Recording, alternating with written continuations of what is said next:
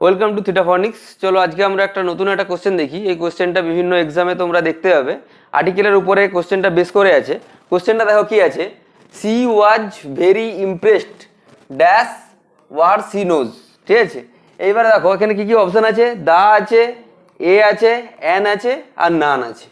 তো আমরা ফার্স্ট লুকে আমরা দেখতে পাচ্ছি কি না এই ওয়ার্ডস আছে। তো ওয়ার্ডস এখানে কি আছে, এটা ডব্লিউ আছে। ডব্লিউ একটা কি কনসোনেন্ট। তো আর্টিকেলের রুল অনুযায়ী আমরা কি জানি যে কনসোনেন্টের আগে কি বসে না এ বসে। কিন্তু এইখানে তোমরা ভালো করে লক্ষ্য করলে দেখতে হবে যে she was impressed by word she knows, যে ওয়ার্ডটা সে অলরেডি জানে। ঠিক আছে, তাহলে অলরেডি যে ওয়ার্ডটা সে জানে, তো তার জন্য কি হবে, সেটা নির্দিষ্ট সে বলা হচ্ছে যে ওয়ার্ডটা সে জানে। তো তখন কি হবে, সেক্ষেত্রে আমরা কি জানি না দা বসবে। ঠিক আছে, এ আর বসবে না, কারণ এটাকে কনসোনেন্টের আগে বসে। ঠিক আছে, কিন্তু এখানে বলা হচ্ছে কিনা ওয়ার্ডটা সে আগে থেকেই জানে। তো যেহেতু আগে থেকে জেনে নির্দিষ্ট করে বলা হচ্ছে, সেই জন্য আর্টিকেল হিসেবে এখানে দি বসবে।